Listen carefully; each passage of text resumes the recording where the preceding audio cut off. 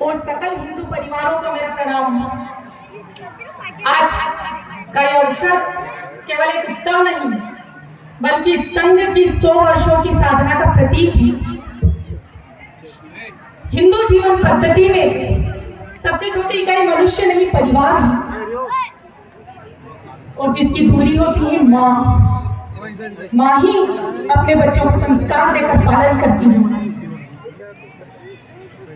भारत में स्त्री और पुरुष एक दूसरे के प्रतिस्पर्धी नहीं बल्कि पूरक है, अर्धनारीश्वर की तरह।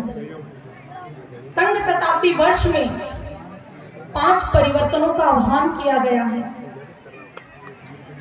जिन्हें परिवारों के स्वभाव में लाने के लिए एक महिला की महत्वपूर्ण भूमिका होती है।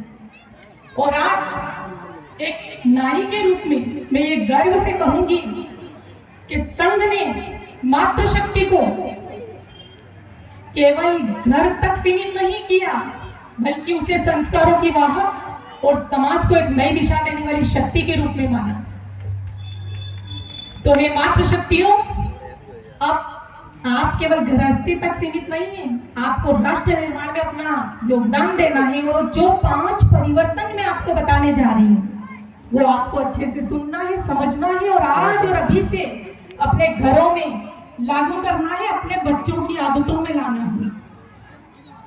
क्योंकि जब परिवर्तन घर से होंगे तो वो राष्ट्र में स्वतः दिखेंगे। तो माताओं, बहनों और सकल समाज, आइए जानते हैं कौन से हैं वो 5 परिवर्तन जो हमें करने की आज आवश्यकता है। सबसे पहला परिवर्तन है स्वदेशी। इसके तहत मैं सकल समाज से अनुरोध करूंगी कि आप ये तय करिए कि आज से आपकी भाषा में स्वभाषा का बोध हो। आप जब किसी से मिले तो अभिवादन स्वरूप हाथ जोड़कर राम राम करें, प्रणाम करें, जय श्री राम करें, नमस्कार करें। आप हमारी संस्कृति की गौरवशीलता को देखिए, ये नमस्कार सिखाती हैं। नमस्कार का अर्थ होता है हम जिससे नमस्कार कर रहे हैं उस सामने वाले व्यक्ति के अंदर जो ईश्वरीय चेतना है हम उसे प्रणाम कर रहे हैं। ये हमारी संस्कृति है, इसलिए नमस्कार की परिपाटी अपनाइए। माताओं, बहनों, हमारी वेशभूषा में भारतीयता के दर्शन होने चाहिए। आप विचार करिए, ऐसा कौन सा देश है जिसके पास आंचल युक्त परिधान है, या ऐसा कौन सा देश है जिसकी माँ के पास अपने बच्चे को ढकने के लिए आंचल है? बताइए, जींस टी शर्ट पहनने वाली माँ अपने बच्चे को आंचल का सुख दे सकती है? मेरा प्रश्न है माताओं, सुनिए, समझिए, तो अपनी वेशभूषा पर गर्व करिए। अपने घरों में छोटे छोटे बच्चों को आप तिलक लगाने की आदत डालिए, हाथों में कलावा बनाइए, ताकि उन बच्चों को पता हो कि वो कौन है, उनकी पहचान क्या है। हमारे घरों में जो आयोजन होते हैं वो सभी आयोजन, सभी उत्सव हिंदू पद्धति से हों। विशेषकर विवाह आयोजन को लीजिए आप। विवाह में धन का अनायास प्रदर्शन बंद करिए, मितव्ययिता, सादगी और समझदारी से आयोजन करिए। अभी मैं उधर से आ रही थी तो मैंने वहां पर फ्लेक्स देखा, उस पे लिखा है प्री वेडिंग। मैं उसके बारे में भी आपसे कुछ चर्चा करना चाहूंगी कि हमारी संस्कृति में विवाह का मुख्य उद्देश्य क्या है, ये समझिए। हमारी संस्कृति में विवाह का मुख्य उद्देश्य है पवित्र गृहस्थ आश्रम का प्रारंभ, ना कि प्रदर्शन।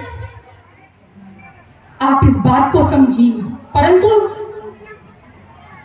आजकल प्री वेडिंग का चलन, इसे ना कहिए, क्योंकि ये धन की अपव्ययता भी है और हमारी संस्कृति पर एक करारा प्रहार भी। हम आज देख रहे हैं समाज में प्री वेडिंग्स हो रही है, शादी भी हो जाती है, महज 1 या 2 साल शादी रहती है और केस कोर्ट में चला जाता है। तलाक की नौबत आ रही है। मैं सकल समाज से निवेदन करूंगी कि तलाक हमारी संस्कृति नहीं है। संबंध विच्छेद हमारी संस्कृति नहीं है। हम उस संस्कृति से आते हैं जहां पर भैया लक्ष्मण प्रभु श्री रामचंद्र जी और माता जानकी के साथ 14 वर्ष तक वन में गए थे। तब माता उर्मिला ने राजमहल में एक तपस्विनी की भांति अपने पति का इंतजार किया था। उस संस्कृति की हम माता बहनें,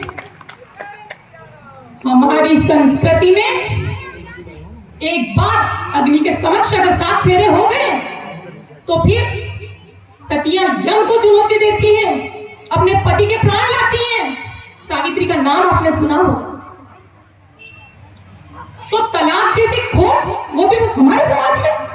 सावधान हो जाइए, समझिए, सतर्क हो जाइए और परिवर्तन करिए। Pre wedding, baby shower, kitty party, ये हमारा संस्कार, हमारी संस्कृति नहीं है। और मातृशक्ति, आप गृहिणी हैं और गृहिणी को हमारी संस्कृति में लक्ष्मी कहा गया है। पर मैं आपको केवल लक्ष्मी नहीं, ब्रह्मा विष्णु महेश कहती हूँ। आप अपने घर की ब्रह्मा विष्णु महेश हैं। आप ही के निर्धारित करती हैं कि आपके घर में क्या चीज आएगी और क्या नहीं आएगी, कौन सी वस्तु लानी है, कौन सी नहीं लानी। ये आप ही पुरुष वर्ग को आदेशित करती हैं कि नहीं करती हैं? तो आज से माता बहनों, आप ये तय करिए कि आपके घर में आने वाली प्रत्येक चीज स्वदेशी होगी। ऐसी चीजों का आप उपयोग करेंगे जो हमारे भारत में जिसका निर्माण हुआ होगा। आज से यदि आप ये पहल करेंगी तो कहीं ना कहीं आप हमारे भारत को आत्मनिर्भर भारत बनाएंगी। आप हमारे देश के किसान और कारीगर की मेहनत का सम्मान करेंगी। तो आइए स्वदेशी अपनाएं और हमारे भारत को एक आत्मनिर्भर भारत बनाएं। दूसरा परिवर्तन आपको करना है पर्यावरण। आप पर्यावरण के तहत आपके घरों में कोई आयोजन हो या नृत्य की अगर हम बात करें तो डिस्पो